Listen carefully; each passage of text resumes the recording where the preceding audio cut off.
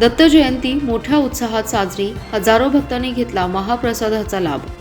जत येथील श्री स्वामी समर्थ मंदिरात आज श्री दत्त जयंती निमित्त दत्तावतार असलेल्या श्री स्वामी समर्थ महाराजांच्या मूर्तीस पहाटे अभ्यंग स्नान घालून स्वामींना वस्त्र व अलंकार प्रदान करण्यात आली।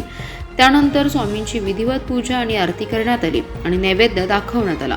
त्यानंतर सकाळी 11 ते 12 या वेळेत रामपूर येथील वीरशैव भजनी मंडळ यांचा भजनाचा कार्यक्रम संपन्न झाला। दुपारी 12:30 वाजता श्री दत्तात्रय जन्मानिमित्त उपस्थित महिलांनी श्री दत्तात्रय यांची मूर्ती फुलाने सजवण्यात आलेल्या पाळण्यात ठेवून पाळणा गायला। यानंतर श्री दत्त मूर्तीवर पुष्पवर्षाव करण्यात आला। त्यानंतर महाआरती होऊन श्री स्वामींना आणि दत्तात्रयांना नैवेद्य दाखवण्यात आल्यानंतर उपस्थित सर्व भक्तांना महाप्रसादाचं वाटप करण्यात आलं।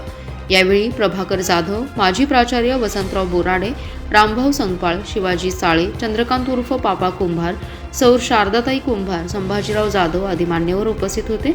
आज श्री दत्त जयंतीनिमित्त जत पोलीस ठाणे, जत बस स्थानक येथील श्री दत्त मंदिर, जत पंचायत समिती येथील दत्त मंदिर, जत बिळूर शेजारी असलेले श्री दत्त गगनगिरी सेवाश्रम या ठिकाणी श्री अशोक चव्हाण यांचे श्री दत्त मंदिर, जत ब्राह्मणपुरी येथील दत्त मंदिर, श्री दत्त कॉलनी आदी मंदिरात आज श्री दत्त जयंतीचा कार्यक्रम मोठ्या उत्साहात विविध धार्मिक विधीने संपन्न झाला।